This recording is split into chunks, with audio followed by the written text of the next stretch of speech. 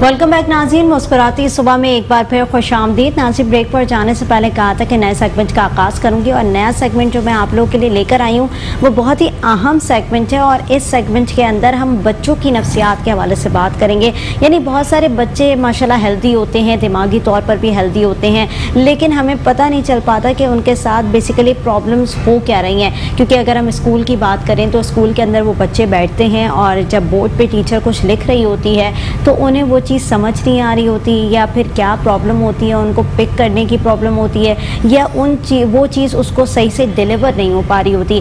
तो ये बहुत छोटे छोटे से इश्यूज़ हैं जो कि बच्चों के अंदर पाए जा रहे होते हैं। और अमूमन वालिदैन की शिकायत ऐसी होती है कि हमारा बच्चा जो है वो स्कूल भी जा रहा है रेगुलर, ट्यूशन भी जा रहा है रेगुलर, लेकिन जब उसे पढ़ाया जाता है या फिर उसको कोई भी चीज़ पिक करने का कहा जाता है तो वो पिकिंग उसकी अच्छी नहीं है, पिकिंग स्ट्रॉन्ग नहीं है उसकी, और लर्निंग की जो प्रोसेस होता है या लर्निंग का जो क्राइटेरिया होता है वो ज़्यादा जो है बच्चे के अंदर नहीं पाया जा रहा होता। तो ये छोटे छोटे इश्यूज़ ऐसे हैं जो कि आजकल बड़ी प्रॉब्लम क्रिएट कर रहे हैं। तो आज प्रोग्राम के थ्रू आउट मैं इसी मौजू के ऊपर बात करूंगी। आज मेरे साथ जो प्रोग्राम के अंदर गेस्ट मौजूद हैं वो डॉक्टर इब्राहिम यूसुफ हैं जो कि चाइल्ड स्पेशलिस्ट हैं और साथ ही साथ एस्थमा एलर्जी न्यूट्रिशन कंसल्टेंट भी। आपको वेलकम करूँगी प्रोग्राम के अंदर। इब्राहिम यूसुफ, सबसे पहले डॉक्टर साहब यही बात करेंगे कि जैसे कि मैंने छोटा सा नाजुक सा मसला उठाया कि बच्चे स्कूल तो जाते हैं और बड़ी अटेंशन से माँ बाप भेजते हैं सुबह उठाकर और कि हमारा बच्चा पढ़ने जा रहा है, लेकिन जब वो क्लासरूम के अंदर बैठता है और टीचर जब बोर्ड पे कुछ लिख रही होती है और जब उसके पिक करने का टाइम होता है, जब टीचर उससे कुछ पूछती है कि बेटा मैंने क्या लिखा है, मैंने क्या डिलीवर किया है, वो उससे बताओ, लेकिन वो उसको बता ही नहीं पाता। पिकिंग पावर ही उसकी इतनी स्ट्रॉन्ग नहीं होती। ये एक नाजुक और छोटा सब्जेक्ट नहीं, ये बहुत बड़ा सब्जेक्ट है जिसको कहते हैं लर्निंग डिसेबिलिटीज़। वो समझना पड़ता है जब बच्चा 6 महीने का होता है। अच्छा। जब वो कोई चीज़ आप उसके हाथ में देते हैं और पिक नहीं करता तो आपको ये देखना चाहिए कि क्यों पिक नहीं कर रहा। तो वहाँ आपको सोचना चाहिए कि आगे इसके साथ कोई प्रॉब्लम्स हैं या नहीं। ऑफ कोर्स लर्निंग डिसेबिलिटीज़ आप पकड़ते हो जब बच्चा कुछ बोलना सीखता है या पढ़ना सीखता है, सुनना सीखता है, सुन के आगे प्रोड्यूस करता है, आंखों से विजुलाइज कैसे करता है। आप अगर छोटा बच्चा बोल नहीं रहा, जाके आप सिर्फ इशारा कर रहे हैं, वहाँ से वो चीज़ ले आता है। अगर वो नहीं लाता वो लर्निंग डिसेबिलिटीज़ में आता है। कोई चीज़ अगर पकड़ नहीं सकता, जैसे स्पेशली 6-8 महीने 9 महीने का बच्चा होता है, वो चीज़ें ग्रिप कर रहा होता है, अगर वो ग्रिप नहीं कर सकता तो उसका मतलब कहीं ना कहीं इसके प्रॉब्लम है जिसको आइडेंटिफाइड करना चाहिए और एक्सेप्ट करना चाहिए। सबसे इम्पोर्टेंट चीज़ है एक्सेप्ट करना चाहिए। सही। पेरेंट्स और एटमॉस्फेयर ऑफ आवर फैमिलीज उस चीज़ को एक्सेप्ट नहीं करती हैं। सही। जब तक एक्सेप्ट नहीं करेगी आप उसकी ट्रीटमेंट्स पे और उसके पोर्टफोलियोज पे नहीं पहुंच सकते। फर्स्टली अगर हम स्टार्ट करते हैं कि लर्निंग डिसेबिलिटीज़ हैं या एक 2 साल का या 18 महीने का बच्चा आजकल स्कूल जा रहा होता है, छोटा बच्चा, जो कि दुनिया में ऐसा कोई रूल नहीं है, सिर्फ हमारे मुल्क में है कि 18 महीने का बच्चा स्कूल जा रहा है। वरना अब अगर वेस्टर्न मुल्क में लें तो 6 साल का बच्चा ही स्कूल जाएगा, इससे पहले कोई स्कूलिंग नहीं होती है, वो घर पे ही पढ़ रहा होता है, घर पे ही सारी चीज़ें सीख लेता है। या उसको वो लोग कहते हैं कि प्रेशर नहीं देना है। आप अगर स्टार्ट ऑफ द ट्रैक लें तो हम स्टार्ट लेते हैं कि लर्निंग डिसेबिलिटीज़ कहाँ से पैदा होती है। अगर एक बच्चा, जैसे मैंने बताया कि आपकी चीज़ों को फॉलो नहीं कर रहा है, या 6-8 महीने 1 साल का बच्चा चीज़ें आपको गड़बड़ लग रही हैं, आपको लग रही है कि यार नहीं यार इसके लर्निंग स्किल्स जो हैं या माइलस्टोन्स जो हैं वो कुछ गड़बड़ हैं, तो यू शुड कॉन्टैक्ट पहले तो आपके पीडियाट्रिशियन को। पीडियाट्रिशियन कुछ आपको पकड़ के देगा, उसके साथ आपको पिछली हिस्ट्री पे जाना है। 3-4 हिस्ट्रीज बहुत इंपॉर्टेंट है। एक तो जेनेटिकली फैक्टर कि माँ के पेट के अंदर कोई ट्रॉमा तो नहीं हुआ, नॉक्सिक स्टेट तो नहीं हुई। दूसरा आपका सबसे इम्पोर्टेंट ये होता है कि जेनेटिकली फैक्टर्स में कोई एक पेरेंट को या कोई फैमिली में, यानी जो ब्लड रिलेशन में किसी को लर्निंग डिसेबिलिटी थी तो नहीं। फर्ज करो एक अब्बा अम्मा बहुत पढ़े लिखे हैं, मगर एक चचा या एक पुप्पी या एक खाला या एक मामू उनको सीवियर लर्निंग डिसेबिलिटीज थी, ऑफ कोर्स, यानी आप कह रहे हैं कि हाइजीन से भी आ सकता है, यानी जीन से भी आ सकता है। जीन से भी आए, तो जीन से ट्रांसफर होता है बच्चे के अंदर। ऑफ कोर्स माँ और बाप का इम्पोर्टेंट रोल है। पेरेंट में एक पेरेंट को कोई प्रॉब्लम था, एग्जाम्पल किसी भी लर्निंग डिसेबिलिटी का, तो वो आगे जाके किसी भी बच्चे को होगा। तो प्रीनेटल पहले हुआ कि माँ के पेट के अंदर कोई ट्रॉमा तो नहीं है, जेनेटिकली आपको देखना है कि जेनेटिक्स में कोई है कि नहीं है। बच्चा जब बड़ा पैदा हुआ उसके बाद तो कोई ट्रॉमा नहीं हुआ, तब सांस लिया, रोया सही, न्यूरोलॉजिकल कोई डैमेज तो नहीं हुआ, आगे जाके कुछ 6 महीने के अंदर अंदर कोई उसको झटके तो नहीं पड़े, कोई बुखार हाई ग्रेड तो नहीं हुआ जिसकी वजह से कोई सेंसरी सिस्टम जो है वो आउट तो नहीं हो गया, कोई ट्रॉमा तो नहीं हो गया, गिर तो नहीं गया जिसकी वजह से कोई ऐसा सेंसरी सिस्टम जिसमें लर्निंग का प्रॉब्लम शुरू हो जाए, वो भी हो सकता है, जिसमें कान और लर्निंग का एक साथ ही साथ चल रहा होता है।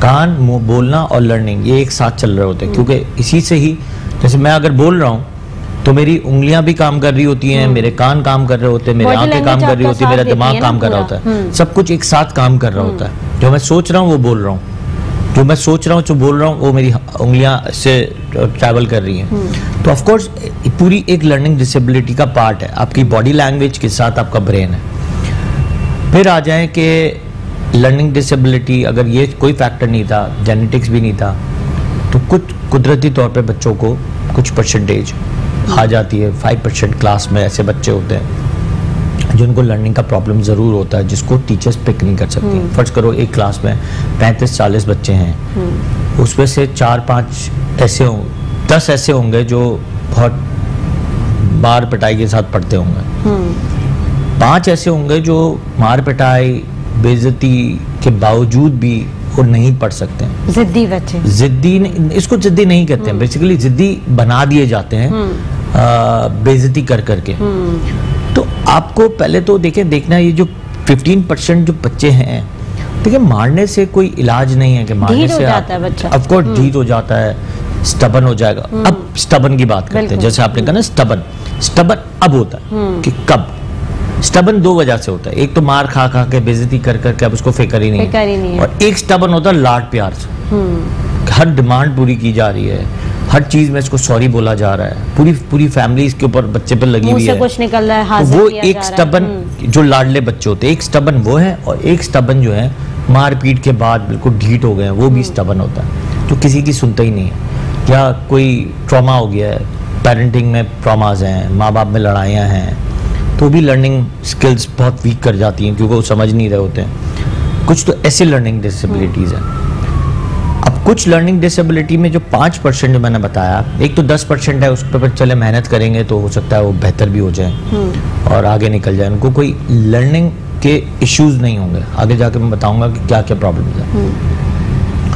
जो ये 5% जो बच्चे हैं उनको कुछ ना कुछ प्रॉब्लम ज़रूर होती है, जिसको पिक करना होता है पेरेंट्स को पहले कि मेरे बच्चे के साथ ये प्रॉब्लम है और अडॉप्ट करना है। अब कई दफ़ा हमारे पास पेरेंट्स आ रहे होते हैं और एक बात ये ज़रूर करते हैं कि नहीं हमारा बच्चा तो एक स्कूल से दूसरी स्कूल शिफ्ट हो गया, टीचर्स अप्रिशिएट नहीं करती, टीचर्स ये हैं, टीचर्स वो हैं। Of course teachers these days, इस दौरानिए के इस डिकेड में, 2 डिकेड्स में जो टीचर्स स्कूल्स में दाखिल हुई हैं वो इतनी हाई लेवल एजुकेटेड नहीं है, उनके पास बीएड या एमएड की डिग्रियां नहीं है, उन्होंने वो ट्रेनिंग्स नहीं ली हैं कि how to deal with a kid. उन्होंने पढ़ा, ए लेवल्स दिया और टीचर लग गई।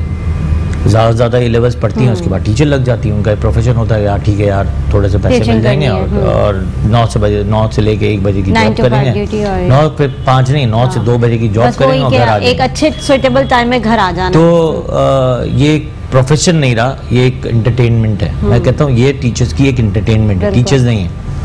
टीचर्स वो थी जो हमारे ज़माने में होते थे, जिनको पिक करना आता था, जिनको पढ़ाना आता था, ऑफ कोर्स उनको नफ्सियात को पढ़ना आता था, उनके पीछे वो मेहनत करना आता था और उनको पता होता था कि आज मैं अपने टीचर्स की बात बताऊं, my parents are my mentor, क्योंकि उन्होंने मुझे बहुत पढ़ाया। और एक वक्त होता था कि मेरे अब्बा और अम्मा दोनों मिल के मुझे पढ़ाते थे। No doubt they were very busy doctors, but still they used to feed me up with the knowledge, हर चीज की नॉलेज देते थे। ऑफ कोर्स बच्चों के अब तो ये भी एक प्रॉब्लम है कि माँ बाप के पास इतना टाइम नहीं है कि वो बच्चों को पढ़ाएं। आजकल के माँ बाप के पास तो बिल्कुल टाइम नहीं है, ट्यूशंस लगा दिया। टीचर जो ट्यूशन के टीचर है वो भी सिर्फ शिकायत पे ही है।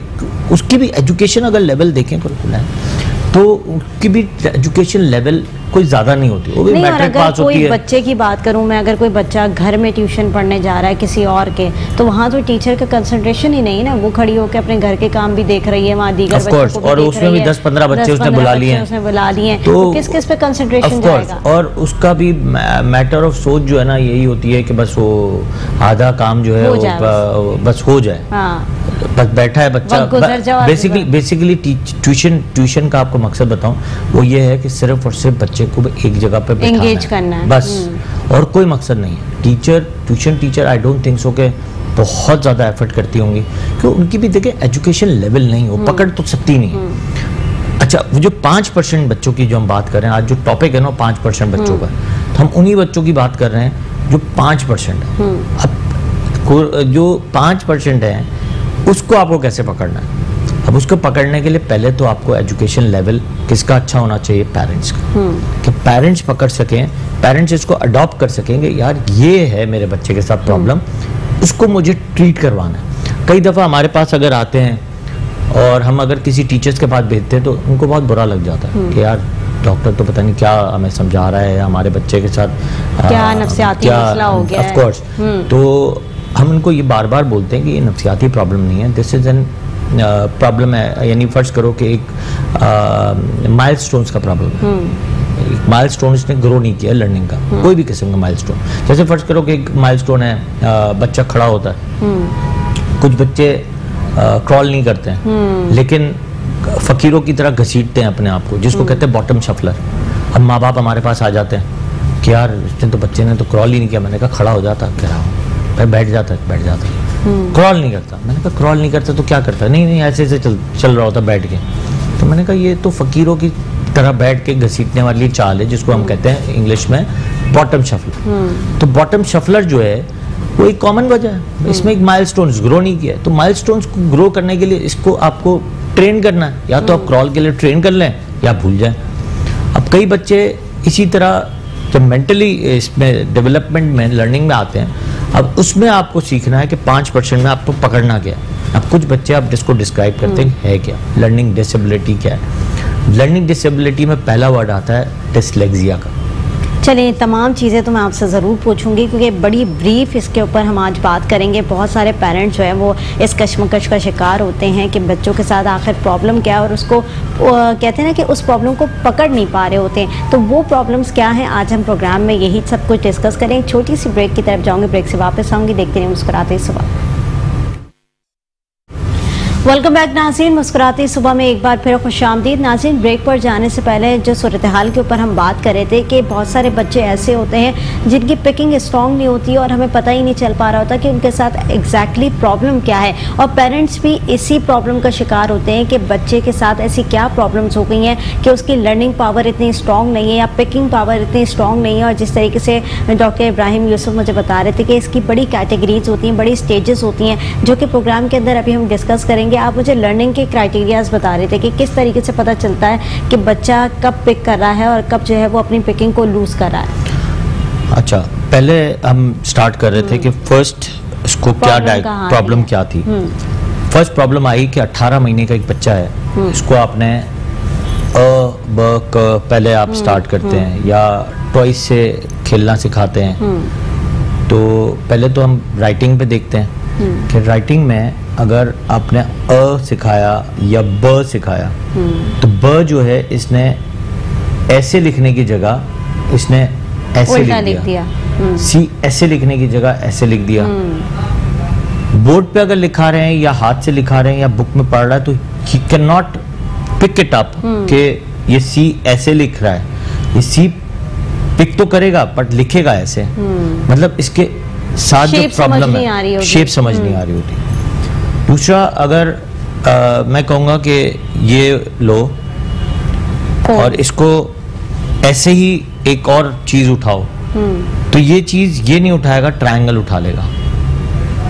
पिक करने में मुश्किल होगा। दूसरा, पिक करने की एक और चीज होती है कि अगर कोई चीज जैसे मैं कहूँ कप उठाओ, तो कप की जगह उसी मैच का ग्लास उठा लेगा।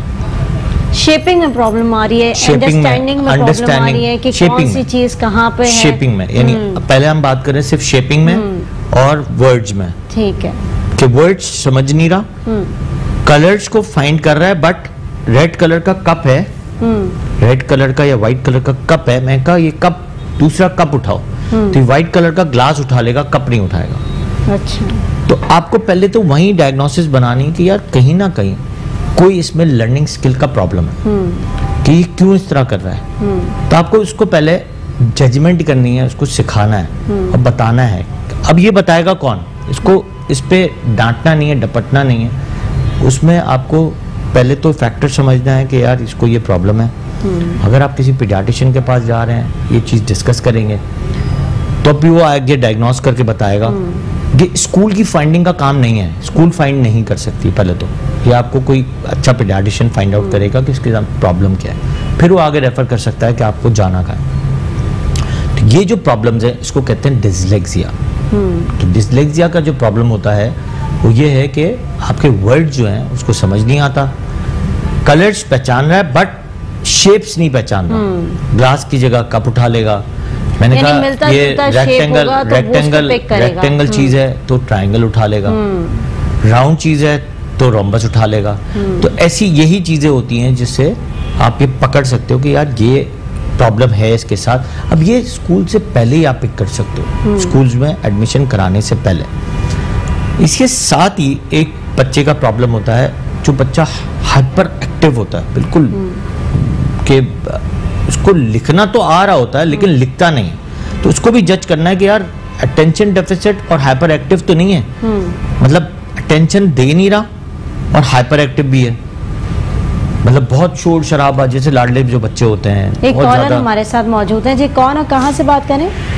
हेलो हेलो, ये मैंने ये पता करना था, मेरा 2.5 साल का बच्चा है, मुझे आवाज नहीं आ रही है। किसी भी चीज से डर कोई चीज उठाने का बोलो, कोई चीज मंगाते हैं तो वो डरता है, सहम जाता है, तो क्या करना चाहिए? क्या कह रहे हैं आपके, अगर खाने का कुछ मंगवाने का कहो या कोई भी चीज़ उठाने का कहो तो ठीक है। वो कह रहे हैं मेरा एक जो है बेटा है, वो अगर कोई भी चीज़ उसको मैं कहूँ या इंस्ट्रक्शन दूँ कि ये पिक कर लो, ये उठा लो, तो वो बहुत ज़्यादा डर जाता है, सहम जाता है। ऑफ कोर्स यही होता है कि आपने जो बैक थ्रू में कोई डांट डपट की हो इन चीज़ों पे, तो मैंने वही बताया ना कि पहले तो आपको चीज़ को समझना है, सॉल्यूशन निकालने की कोशिश करनी है, उसके पीछे हैफाजत नहीं बन जाना। आप एक दूसरे से, जैसे कई दफ़ा ऐसी सिचुएशन में पेरेंट्स आपस में उलझ जाते हैं, पेरेंट्स उलझ जाते हैं तो बच्चा इससे सहम जाता है। बाप जो है माँ को बोल रहा होता है, माँ बाप को बोल रही होती है कि आप नहीं समझ रहे हो, ये नहीं समझ रहा, तो इस पर लड़ाइयाँ हो जाती हैं। लड़ाई में ही आपका बच्चा जो है वो सहम जाता है। तो एक तो वो भी एक प्रॉब्लम होता है कि सहमा बच्चा तो नहीं है। घर का माहौल बहुत इंपॉर्टेंट है, जैसे हमने पहले पहले बताया कि ये लर्निंग स्किल्स पहले तो पेरेंटिंग पे है कि आपकी पेरेंटिंग घर पे कैसी, जरूरी नहीं है इसके अंदर कोई प्रॉब्लम है, हो सकता है वो उसकी जो तरबियत में ही इसके प्रॉब्लम हो, तब आपके हो सकता है तरबियत सही हो तो ऑटोमेटिकली वो सही हो जाएगा। कम टू द पॉइंट, हम दोबारा उस पर आ जाते हैं कि पहले तो उसको हमने कहते हैं डिसलेक्सिया। अब वहाँ से आपने पिक करना शुरू किया कि उसको क्या प्रॉब्लम है। सेकंड आता है जब बच्चा 1 2 3 4 करना शुरू करता है, आप जैसे अबकाडा हो गया जिस पर डिसलेक्सिया, शेप्स हैं और आपके कलर्स हैं, उसको आप कलर्स नहीं, शेप्स, बेसिक्स। सेकंड आया कि मैथमेटिकल प्रॉब्लम्स, जैसे 1 2 3 4 है, 5 6 7, 1 2 लिख दिया लेकिन 3 लिखने की कोशिश कर रहा है, लेकिन 3 या तो डिसलेक्सिया है तो 3 को उल्टा लिख देगा। मैं आपको इंटरप्ट कर रही हूँ, एक और कॉलर हमारे साथ मौजूद है जी, कौन और कहाँ से बात करें? जी कौन और कहाँ से बात करें जी? जी मेरा नाम नाजिम है, मैं खुदादाद कॉलोनी कराची से बात कर रहा हूँ। जी नाजिम, मेरी पोती है 2.5 साल की जी।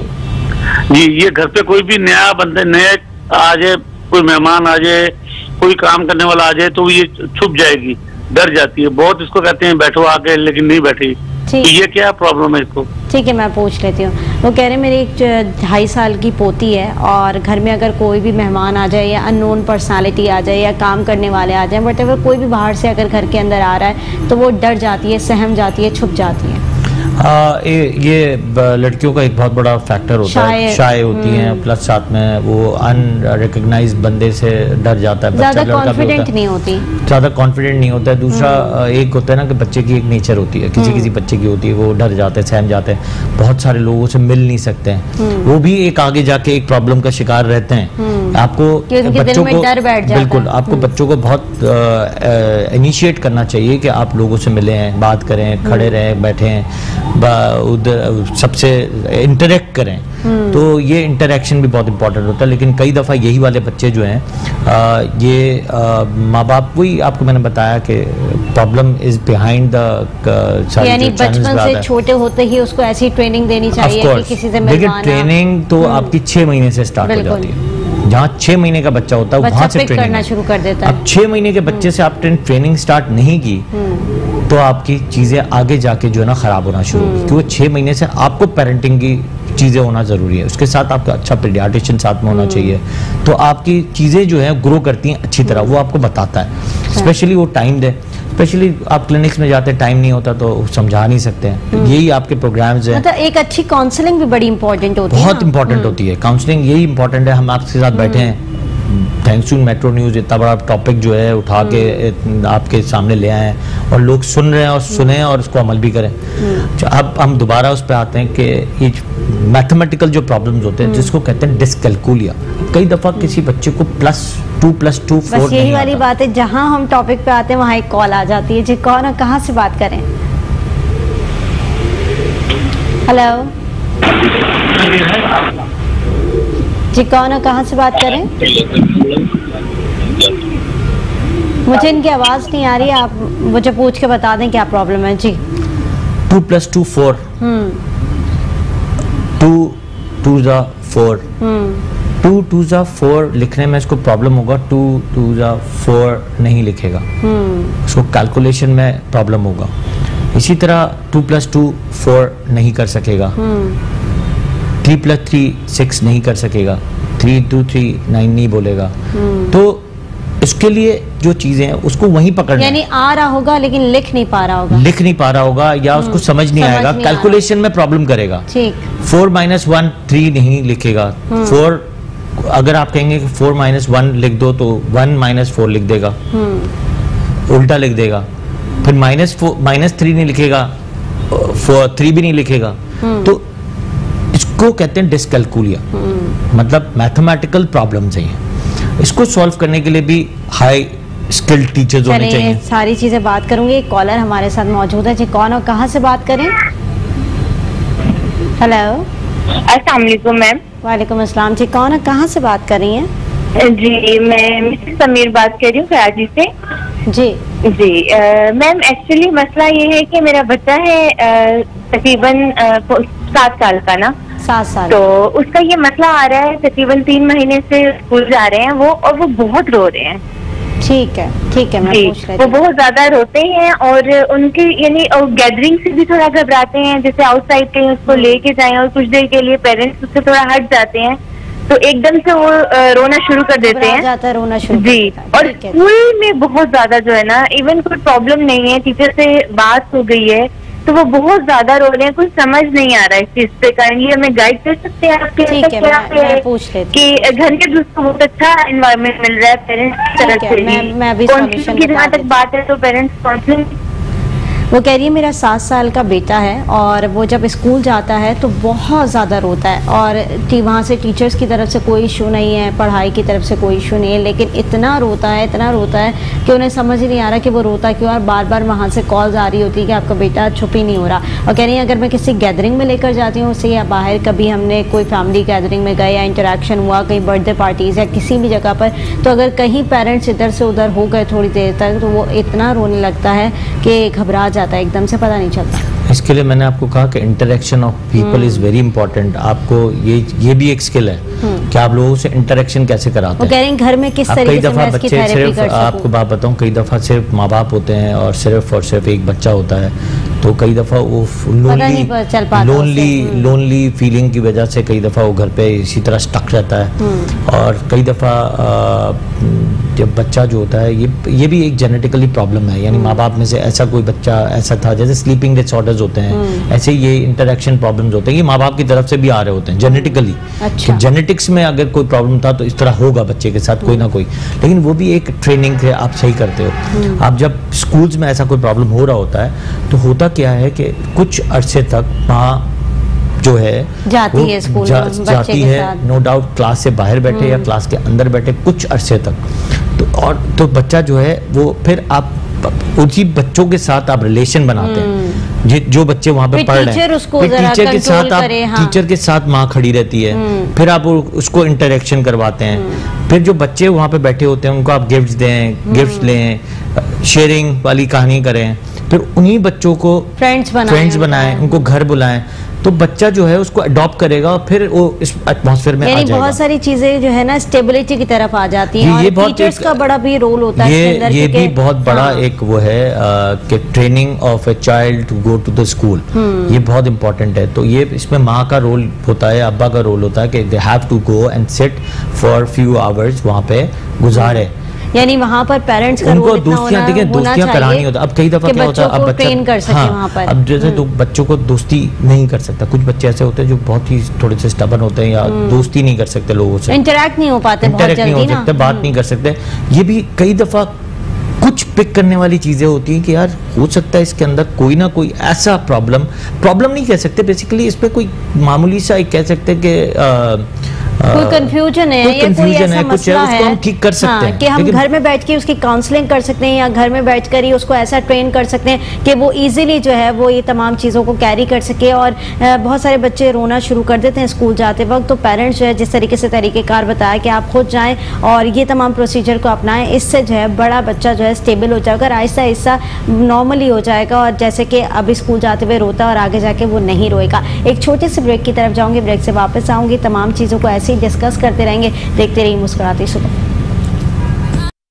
वेलकम बैक नाज़रीन, मुस्कुराती सुबह में एक बार फिर खुशामदीद। नाज़रीन, ब्रेक पर जाने से पहले हमें बहुत सारी कॉल्स भी आ रही थी, इन लोगों की शिकायत भी आ रही थी कि उनके बच्चे थोड़े से अलग तरीके से रिएक्ट करते हैं, बहुत सारे बच्चे ज़िद पे आ जाते हैं, बहुत सारे बच्चे जो है वो लोगों से इंटरेक्ट नहीं कर पा रहे होते। ये छोटी छोटी ऐसी चीज़ें हैं जो कि एक अच्छी प्रॉब्लम को क्रिएट कर रही हैं, यानी एक बड़ी प्रॉब्लम को क्रिएट कर रही हैं। तो उसके साथ कैसे डील करना है, किस तरीके से काउंसलिंग करनी है, किस तरीके से उस बच्चे को लेकर चलना है, ये तमाम चीज़ें हम शो के थ्रू आउट आप लोग को बता रहे हैं। और जो लोग हमें कॉल्स कर रहे हैं उनके लिए भी मैं तमाम चीज़ें जो है यहाँ कोशिश कर रही हूँ कि यहाँ पर जो है वो आप लोगों को तरीक़ेकार और सॉल्यूशन बता सकूँ कि आप अपने बच्चों से किस तरीके से डील करें, उनको किस तरीके से टैकल करें। अच्छा डॉक्टर, हम यही बात कर रहे थे और अभी हमें कॉलर्स भी यही मौसूल हो रहे थे कि बच्चे जो है वो ज़िद पे बड़े आ जाते हैं, ये मनवाना है, वो मनवाना है, रोना धोना, खाना कम कर दिया, बड़ी खुराक उनकी गिर गई, उसके बाद फिर एक झूठ का सहारा लेना शुरू कर दिया, तो ये भी इन्हीं चीज़ों में आते हैं। अच्छा, ये तो हमने डिस्कस किया कि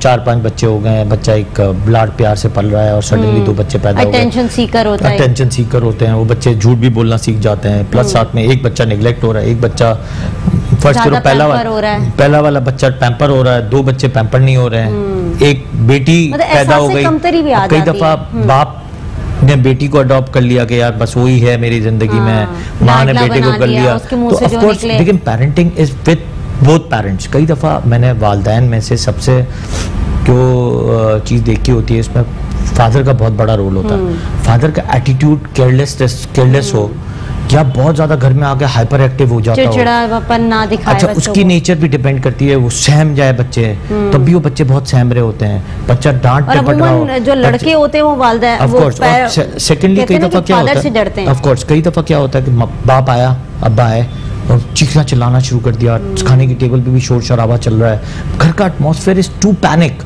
तो उसमें अच्छा बच्चा आपका कभी नहीं निकल सकता। पीछे आप देखें सहम जाता है, इसमें लर्निंग स्किल्स भी डेवलप नहीं होंगी, इसमें कहते हैं ना कि कॉन्फिडेंस नहीं होगा, स्टबर्न हो जाएगा। एक और कॉलर हमारे साथ मौजूद है जी, कौन है, कहाँ से बात करें? हेलो हेलो जी, कौन है, कहाँ से बात कर रही हैं? जी मैं कराची से बात कर रही हूँ। मैं मिसेस अली, मेरी बेटी है 3 साल की। जी जी जी, वो ना बोलती हैं, जैसे एक बच्चे अमूमन बात करते हैं वो इस तरह से बात नहीं करती, वो बहुत कम बोलती हैं, बस मम्मा पापा भाई, यानी कुछ कुछ वर्ड्स बोलती है, ज्यादा नहीं बोलती। जी जी, कुछ कुछ वर्ड्स आते हैं उनको, बोल अल्लाह बोल लेते हैं, आधा कलमा पढ़ लेती हैं, लेकिन जिस तरह से बच्चे बोलते हैं ना, इस तरह से नहीं बोल पाते हो, फ्लुएंटली नहीं बोल पाती। तो वो कह रही है फ्लुएंटली नहीं बोल पाती और आधे आधे वर्ड्स। मैं हमेशा एक बात हमेशा कहता हूँ कि स्पीच डिले इसको कहते हैं, स्पीच डिले या स्पीच में कोई एरर्स हो तो इसमें सबसे इम्पॉर्टेंट है कि नूरानी कायदा लें, जोर जोर से आईने के सामने पढ़ें तो बहुत अच्छा सोल्यूशन है। मैंने देखा स्पीच थेरेपिस्ट की जरूरत नहीं पड़ती, स्पीच डिले इसी तरह ही खत्म हो जाता है और इससे अच्छा सोल्यूशन मैंने नहीं देखा। क्यों? मैंने वही कहा कि माँ इज़ वेरी इंपॉर्टेंट। मैं आपको एक और मुल्क की का बताना चाह रहा था लेकिन we will do it continue, हम टाइम नहीं है तो कंटिन्यू करेंगे नेक्स्ट वीक में। एक चीज़ जो एक स्टबन बच्चे और हो जाते हैं सडनली, उसमें हमेशा 1000 days of life is very important. मैं छोटा सा एक मैसेज दे दूँ कि माँ की न्यूट्रिशन से डेवलपमेंट होती है 2 साल तक बच्चे की। सडनली अच्छा बच्चा डेवलपमेंट तो सही है, सब कुछ है, अचानक जिद्दी हो गया, खाना छोड़ दिया, चिड़चिड़ा हो गया, इरिटेबल रह रहा है या पढ़ने में स्किल्स कम हो गए, एक्टिविटी में कम हो गई, ऑलवेज चेक विटामिन्स। उसका हीमोग्लोबिन लेवल ज़रूर चेक करें, विटामिन डी को ज़रूर चेक करें, दूसरे जो बी कॉम्प्लेक्स वगैरह है उसको ज़रूर चेक करें, हाई मल्टीविटामिन्स और न्यूट्रिशन पे ज़रूर फोकस करें क्योंकि 1000 days ऑफ लाइफ सिखाता ही है कि माइक्रो और मैक्रो न्यूट्रिएंट डेफिशिएंसी की वजह से माँ बच्चा और सेकेंड यूट्रस जो है उसमें प्रॉब्लम्स आती हैं, जिसकी वजह से बच्चा, जो नए जनरेशन के बच्चे हैं वो IUGR पैदा होते हैं, छोटे छोटे बच्चे पैदा होना शुरू हो गए, 2.5 उसके डेवलपमेंट डिलेज हैं ये सब। साथ में हीमोग्लोबिन लेवल, और जो हमारे मुल्क में सबसे ज़्यादा है वो है वर्म्स, कीड़े जो होते हैं, पेट के कीड़े जो होते हैं उसको भी ट्रीट करना बहुत ज़रूरी है। साथ साथ में हीमोग्लोबिन लेवल क्यों गिरा है उसको चेक करना ज़रूरी है। जब ये चीज़ें आप ठीक करेंगे तो चीज़ें जो हैं बहुत बेहतर होना शुरू हो जाएंगी। पेरेंटिंग सबसे इम्पॉर्टेंट है। पेरेंटिंग के साथ आपको सारी चीज़ें चल रही होती हैं, इसमें माँ और बाप दोनों का रोल है। अगर माँ बाप भी बहुत अच्छे हैं और आपके घर में जितने लोग रह रहे हैं वो पैनिक क्रिएट कर रहे हैं, वहाँ पे लड़ाई झगड़े हैं या दादा दादी का नेचर थोड़ा सा स्टबन है या वो डांट डपट कर रहे हैं, तो कुछ बच्चे वो एहसास कमतरी में रहते हैं। मतलब एक भाई के बच्चे को बहुत लाड प्यार मिल रहा है, एक भाई के बच्चे को कुछ नहीं मिल रहा। चाहे हो सकता है उसकी कमाई कम हो, उसकी कमाई ज्यादा है तो उसके बच्चों को ज्यादा लाड प्यार मिल रहा है, बच्चे सब पिक करते हैं, तो बहुत सारी चीजें पिक कर रहे होते हैं। सेकेंडली एक भाई का बच्चा साथ रह रहे हैं, उसकी कमाई ज्यादा है, उसने गैजेट से खरीद लिया, उसने बहुत सारी चीजें खरीद के वीडियो गेम्स आ गए उसके पास, उस दूसरे वाले भाई के बच्चे के साथ ये प्रॉब्लम्स है। तो ठीक है, कंबाइंड फैमिली का मतलब ये होता है कि शेयरिंग इज केयरिंग। तो आप अगर एक बच्चा चचा का ही बच्चा है, सिखाएं, फिर ये सिखाएं कि आपको दूसरे के साथ शेयर करना है, मिल बैठ के सारे। देखिए अगर कजन्स भी हैं तो भाई बहन भाई कहलाते हैं, भाई और बहन कहलाते हैं। यानी फैमिली का रोल बड़ा जो है ना बहुत इंपॉर्टेंट है, सिर्फ माँ बाप नहीं है। अगर हमारे मुल्क में तो सबसे इम्पोर्टेंट ये है कि हमारे मुल्क में तो कंबाइंड फैमिली का निज़ाम सबसे ज़्यादा है। तो कंबाइंड फैमिली में अगर एटमॉस्फेयर अच्छा होगा तो कुदरती तौर पे चीज़ें जो है ना खुद ब खुद जाएंगी, बेहतर होती इसके साथ माँ बाप का रोल भी बहुत इंपॉर्टेंट है। माँ बाप को स्किल्स पकड़नी है कि स्किल्स में कोई कमी आ रही है तो उसको वहीं से सेटल करना है, वहीं वो टीचर को ढूंढना है कि कौन से स्किल्स को पकड़ सकते हैं। खुद पहले पकड़ें फिर टीचर्स अच्छे ढूंढें, घर के एटमॉस्फेयर को अच्छा करें, न्यूट्रिशन को बेहतर करें, खाने पीने पे अच्छे पिलाएं, चीज़ें कुदरती तौर पे बेहतर हो जाएंगी। और जो बाकी चीज़ें हैं वो हम नेक्स्ट प्रोग्राम में ज़रूर डिस्कस करेंगे क्योंकि लर्निंग डिसेबिलिटी बहुत बड़ा एक चैप्टर है, इसको हम सेटल करेंगे और दूसरी भी कॉल्स ले लेंगे। अच्छा, जिस तरीके से आप बता रहे हैं कि ये बहुत सारे इश्यूज ऐसे होते हैं जो कि फैमिली की तरफ से भी आते हैं, यानी फैमिली ट्रेनिंग बड़ी इंपॉर्टेंट होती है, फैमिली इंटरेक्शन बड़ा इंपॉर्टेंट होता है कि अगर बच्चे के साथ इंटरेक्शन अच्छा हो या बच्चे की फैमिली के अंदर एटमोसफियर अच्छा हो तो ये उस पर बड़ी अच्छी साख बिठा देता है। तो मेजॉरिटी जो बच्चे होते हैं जो बाहर जाते हैं तो फिर वो उसी तरीके से रिएक्ट करते हैं, उसी तरीके से कॉन्फिडेंट होते हैं, उसी तरीके से बात करते हैं। लेकिन अगर हम कुछ फैमिलीज़ को देखें जो कि शॉर्ट फैमिलीज़ होती हैं, उनके अंदर भी ये इश्यूज़ आ रहे होते हैं कि बच्चा अगर लोनली है, अलग है और वो इकलौता है तो फिर उसको उसी तरीके से ट्रीट किया जाता है, आसाइशें भी उसको उसी लेवल की दी जाती हैं, लेकिन फिर भी वो बाहर जाता है तो वो उस तरह का बिहेव नहीं कर पाता। इसको सबसे इम्पोर्टेंट है कि अडॉप्ट करना सीखना चाहिए पेरेंट्स को। आपने इतनी बड़ी बात कर दी, अब पेरेंट ने आपकी बात को अडॉप्ट किया तब तो बिल्कुल सही है। और अगर उन्होंने इस चीज को अडॉप्ट नहीं किया और कहा कि कुरतुल ऐन ने और डॉक्टर इब्राहिम ने सब गलत कहा है, तो आप कभी भी उसको पेरेंटिंग अच्छी नहीं कर सकते, उसको आप कभी भी उस स्किल्स पे नहीं लेके जा सकते, तजुर्बे पे नहीं ले जा सकते, उसको इतना कॉन्फिडेंट नहीं बना सकते, आप उसको हमेशा डम रखेंगे, यानी और स्टबर्न रखेंगे। बात को मानना जरूरी है, आपकी और मेरी बात को मानना जरूरी है। आज का जो टॉपिक था उसको मनवाना जरूरी है कि आपके अंदर से फील करें कि यार इसमें ये प्रॉब्लम है, उसकी सोल्यूशन निकालना है, उसको बिगाड़ना नहीं है, उसको एहसास कमतरी पे नहीं ले जाना, उसको उसके लिए फाइंडिंग ऑफ वेज निकालना है, डिफिकल्ट नहीं रखना। अब देखिए, अगर एक चीज है कि कहते हैं ना कि दो रास्ते होते हैं, अगर ट्रेन की पटरी के दो रास्ते हैं, एक तो सीधी सीधी जा रही है, एक मुश्किल रास्ता है, एक आसान रास्ता है, तो आपको डील करना है। अगर मुश्किल रास्ता है उसको भी आसान तरीके से निकालना है। अगर आप जंगल में कहीं फंस जाते हैं तो आप रास्ता ढूंढते हैं, कहीं फंस जाते हैं तो आप स्टॉप करते हैं, फिर आप सोचते हैं कि यार मैं इधर से आया था, अब मुझे वापसी का रास्ता यहीं से लेना है, तो आपको सोल्यूशन निकालनी है। सोल्यूशन निकालेंगे तो खुद ब खुद आपको रास्ते भी मिलेंगे और सीधी राह पे मिलेंगे। और साथ में अच्छा, यानी बहुत सारी ऐसी सिचुएशंस होती हैं जबकि हम फैमिलीज़ को देख रहे होते हैं, या फैमिली जो है वो बहुत ही कहते हैं ना बड़ी फैमिली है, और अगर उसके अंदर 3-4 बच्चे अलग अलग कैटेगरीज के हैं, जैसे आपने भी बात की कि बहुत सारे 3-4 बच्चे ऐसे होते हैं जिनकी कैटेगरीज डिफरेंट होती हैं, और एक के पास बड़ी आसाइशें हैं, दूसरे के पास आसाइशें कम हैं, और जब वो इन तमाम चीज़ों को पिक कर रहा होता है या थ्रू आउट इन तमाम चीज़ों को देख रहा होता है, किसी भी बच्चे के पास अगर ज़्यादा लग्जरी आ जाती है तो अगला बच्चा एहसास कमतरी में चला जाता है। और अगर हम स्कूल लेवल की बात करें, स्कूल के अंदर भी बहुत सारे बच्चे होते हैं और वहाँ पर भी बहुत सारे बच्चे खेल रहे होते हैं आपस में, बहुत सारे बच्चे जो है देख रहे होते हैं कि भाई वो वाला बच्चा तो ये तरह का लंच बॉक्स लाया है, वो वाला बच्चा इस तरह की चीज़ें लाया है, और वो वाला बच्चे के पास ये वाला पेन है इस तरह की, उसके पास ये कैटेगरी है, उसके बाद इस तरह का बैग है। वो घर आके माँ बाप को बताता है कि मम्मा उसके पास तो ये था, बाबा उसके पास तो ये था, बाबा वो आज ये लेकर आया था। तो बच्चे ये सारी चीज़ें पिक कर रहे होते हैं। खुरदुल्हन, एक चीज आपने देखी होगी पुराने वक्तों में, आपके ज़माने में, या मैं आपसे सीनियर हूँ तो ऑफकोर्स मेरे ज़माने में, या बहुत सारे लोग जो पिछले वक्तों में देखें, तो स्कूल में एक रेगुलेशन थी। एक नॉर्मल तरीके से पैंट शर्ट पहना जाता था, एक ही जगह से टाई और लिया जाता था, आपकी पेंसिल्स भी सेम होती थी। पेंसिल्स आपको, बच्चों की पेंसिल्स रख ली जाती थी वहीं और आपको टिफिन बॉक्स भी एक रेगुलर टाइप का लेना पड़ता था। अब वो स्कूल्स और आज की स्कूल में बहुत फर्क है। देखिए, यही चीज होती है कि पिक एंड टीच वाली बात है। अगर आप इसी तरह सादगी से सारे करें, देखिए अगर आप, बहुत सारी कम्युनिटीज हैं जो उनको मैं बहुत अडॉप्ट करता हूँ, जिसमें बोरी कम्युनिटी है, स्माइली है, आगा खानी है, उनको मैं बहुत अडॉप्ट करता हूँ। क्यों अडॉप्ट करता हूं? डिसिप्लिन के बड़े पाबंद, डिसिप्लिन के बहुत परफेक्ट है। आप इनकी देखें, ड्रेसअप एक होगा, उनमें कोई इतना फैशनेबल चीजें नहीं होंगी, वो हर बच्चे को एक ही तरह रखेंगे।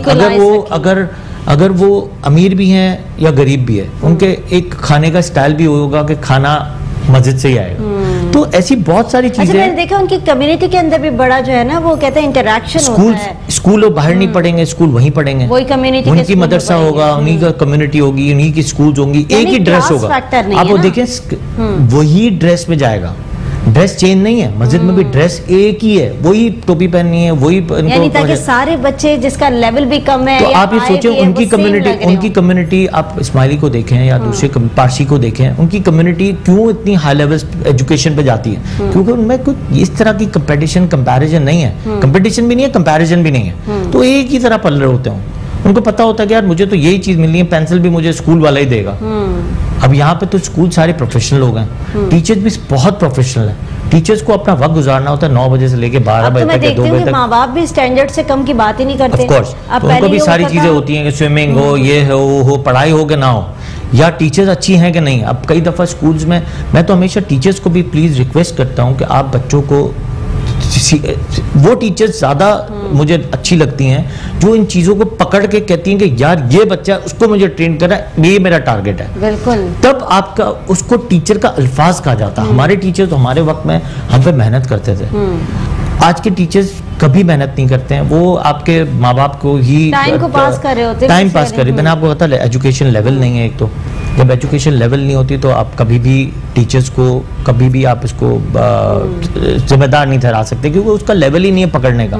तो टीचर्स को ही पकड़ना है कि वो जो 5% जिसकी हम बात कर रहे थे, उसको अगर पकड़ के प्रॉपर तरीके से उसको डायग्नोज बनाए कि यार ये इसके साथ है और ये चीज हम इसको डायग्नोसिस में बना के ये चीज होगी, और उसको उस स्कूल में भेजा जाए जिसकी फीस बहुत ज्यादा ना हो। आजकल होता क्या है कि स्पेशल चिल्ड्रन की स्कूल की फीस ज़्यादा होती है, तो फिर माँ बाप वो अफोर्ड नहीं कर सकते। हम भी अगर किसी टीचर्स के पास भेजते हैं, अगर वो डायग्नोसिस भी कर रही है या पढ़ा भी रही है, तो of course they are very expensive. अब एक्सपेंसिव है, एक्सपेंसिव इसलिए भी है वो पढ़ के बाहर से आई हैं, लर्निंग स्किल्स पढ़ के आई हैं, लर्निंग डिसेबिलिटी स्टडीज की भी है, तो of course they are very expensive. But government को सोचना चाहिए कि ऐसे बच्चों को हम कैसे आगे लेके जाएं। या उनके लिए कोई ऐसे इंस्टीट्यूट होने चाहिए। वेस्टर्न की बात बताऊं कि कुछ बच्चे अगर फर्ज करें कहीं लैक होते हैं, they don't charge fees. America ले लें, इंग्लैंड ले लें, वहाँ पे कोई चार्जेस नहीं है स्कूल की, स्कूल्स आर फ्री।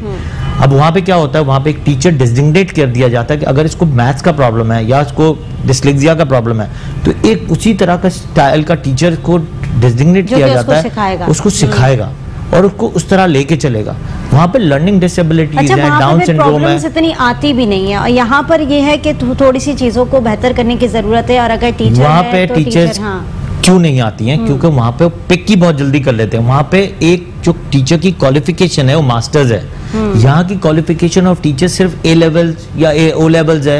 इसके बाद तो उस तमाम चीज़ों के ऊपर स्टडीज की भी होती है। बहुत शुक्रिया डॉक्टर इब्राहिम, प्रोग्राम के अंदर आपने वक्त दिया। नाज़रीन, बहुत सारी चीज़ों के बारे में हमने बात की, प्रोग्राम का वक्त ख़त्म हो गया। बहुत शॉर्टली जो है मैं क्लोजिंग करूँगी। और जितने भी बच्चे हैं, जो भी बाप आप हमें देख रहे हैं, अगर उनके बच्चों के साथ कोई प्रॉब्लम्स हैं, तो जो सोल्यूशन हमने आज बताए, और इंशाल्लाह मैं दोबारा भी इस प्रोग्राम को कंटिन्यू करवाऊँगी, क्योंकि बहुत सारे पेरेंट्स की शिकायत हमारे पास आ रही है। तरह के बच्चों के अंदर जो चीज़ें पाई जा रही हैं, वो ज़रूर मैं कॉलर्स को भी लूँगी साथ अपने, और कोशिश करूंगी कि पेरेंट्स के प्रॉब्लम को सॉर्ट आउट कर सकूं। नाज़रीन, प्रोग्राम का वक्त खत्म हो गया। मुझे और मेरी पूरी टीम को दीजिए इजाज़त। अल्लाह ने के बाद।